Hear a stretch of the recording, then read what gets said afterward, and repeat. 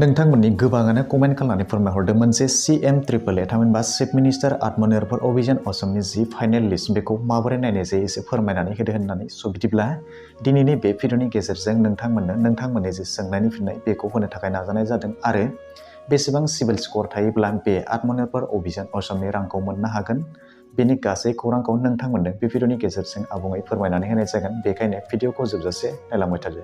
बेखिनियाव आं नोंथांमोननो मोनसे खोथाखौ क्लियार खालामनानै होनो नागिरदों जे दासिमहालागै CMAAA 2.0 नि जि फाइनेल लिस्ट बेबायदि लिस्ट ओंखारनानै फैयाखै थामहिनबा नोंथांमोना बेबायदि लिस्टखौ नायनो थाखाय नोंथांमोना जेब्ला नोंथांमोना रेजिस्ट्रेसन खालामदोंमोन बै रेजिस्ट्रेसन खालामनाय मबाइल नाम्बारनि गेजेरजोंनो नोंथांमोना गावबा गावनि मबाइलनि गेजेरजोंनो बे लिस्टखौ नायनानै लानो हागोन जे आंनि सिभिल स्करा बेसेबां दङ। बे लिस्टखौ नायनो थाखाय नोंथांमोना नोंथांमोननि मबाइलखौ लादो आरो जायखिजाया मोनसे ब्राउजारावहाय अपेन खालामनानै होदो आरो नोंथांमोना बेवहाय सार्च बारावहाय टाइप खालामनानै होब्लानो जाबाय जे बेवहाय लिरनानै होदो CMAAA.gov.in लिरनानै नोंथांमोना बेबायदि सार्च खालामनानै होब्लानो जाबाय।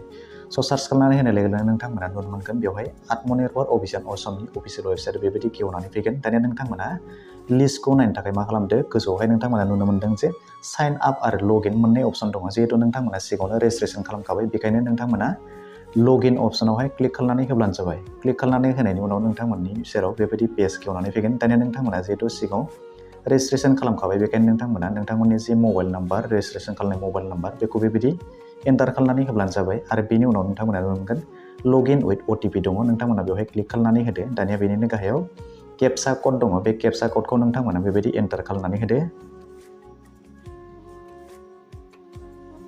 बेनिफ्राय गाहायाव नोंथांमोना नुनो मोनदों सेन्ड OTP दङ बेवहाय क्लिक खालामनानै होब्लानो जाबाय। क्लिक खालामनानै होनायनि उनावनो नोंथांमोननि जि मबाइल नाम्बार बेवहाय OTP ओंखारनानै फैगोन आरो नोंथांमोना बे OTPखौ बेवहाय एन्टार खालामनानै होब्लानो जाबाय। बेनिफ्राय नोंथांमोननि गाहायाव आरोबाव केपसा कड दङ बेखौ नोंथांमोना बेवहाय एन्टार खालामनानै होदो। बेनिफ्राय नोंथांमोना साबमिट OTP आवहाय क्लिक खालामनानै होदो।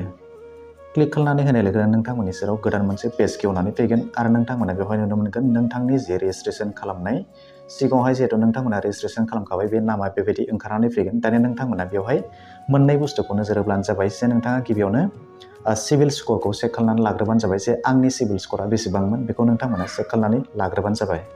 दानिया सिभिल स्करखौ चेक खालामनो थाखाय नोंथांमोना नुनो मोनदों लेफ्ट साइडआवहाय बेवहाय निला जिहेतु CMAAA APPL बेबायदिनो दङ कड नाम्बार दङ बेवहाय नोंथांमोना क्लिक खालामनानै होब्लानो जाबाय।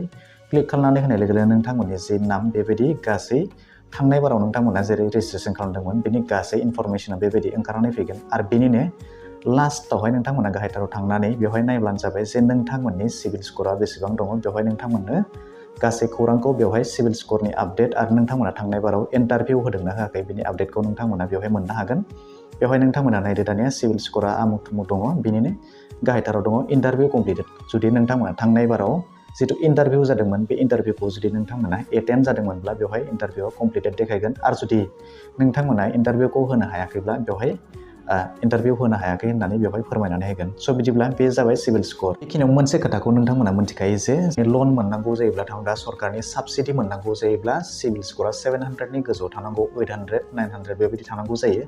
बेखायनो नोंथांमोना बेवहाय गाव गावनि सिभिल स्करखौ नायनानै लाब्लानो जाबाय। थामहिनबा बेवहाय दासिमबो जे सरकारा बुङाखै जे बेसेबां सिभिल स्करावहाय नोंथांमोना बे लिस्टआवहाय फैनो हागोन थामहिनबा बे स्किमनि सुबिदाखौ मोनगोन दासिमबो फोरमायनानै होआखै। नाथाय खमैबो 700नि गोजौआव जुदि थायोब्ला नोंथांमोना बे लिस्टआव फैनायनि थामहिनबा बेवहाय सेलेक्सन जानायनि आसा दङ होननानै आं सानो। दानिया नैथि मोनथिनांगौ बाथ्रायानो जाहैबाय नोंथांमोना दानिया बेनिफ्राय बेक फैफिनदो। बेक फैफिननानै नोंथांमोना बेवहाय नुनो मोनगोन जे नोंथांमोननि राइट साइडआवहाय बेवहाय नुनो मोनगोन जे गोमोजों क्रस चेक दङ नोंथांमोना बेवहाय क्लिक खालामनानै होब्लानो जाबाय। क्लिक खालामनानै होनायनि उनावनो नोंथांमोननि गासै डिटेल्सआ बेवहाय दानिया ओंखारनानै फैगोन जे नोंथांनि रेफारेन्स नाम्बारा मा CMAAA नि ID नाम्बारा मा आरो नोंथांमोना बेखौ माब्ला रेजिस्ट्रेसन खालामदोंमोन आरो माब्ला इन्टारभिउ होदोंमोन बेफोर गासै डिटेल्सआ बेवहाय ओंखारनानै फैगोन। नोंथांनि फर्मआ बबेयाव नांथाना दङ आरो बबेयाव एप्रुभ जानानै दङ बेफोर गासै डिटेल्सआ बेवहाय ओंखारनानै फैगोन। बिदिनो नोंथाङाबो सेलेक्सन जादोंना जायाखै दानिया नोंथांनि रिजाल्टआ बबेयाव ओंखारगोन नैबे लिस्टआव ओंखारगोन। नोंथांमोना बेवहाय नायनानै लाब्लानो जाबाय। बेफोर गासै आपडेटआ नोंथांमोननि बेवहाय ओंखारनानै फैगोन आरो नङाब्ला नोंथांमोननो मेसेजनि गेजेरजोंबो बेखौ फोरमायहरनो हागौ नङाब्ला कल खालामनानैबो नोंथांमोनखौ फोरमायहरनो हागौ जे आमुक तारिखखालि नोंथांमोननि चेकखौ होनाय जासिगोन आरो नोंथांमोना बे चेकखौ लायनो थांनो हासिगोन।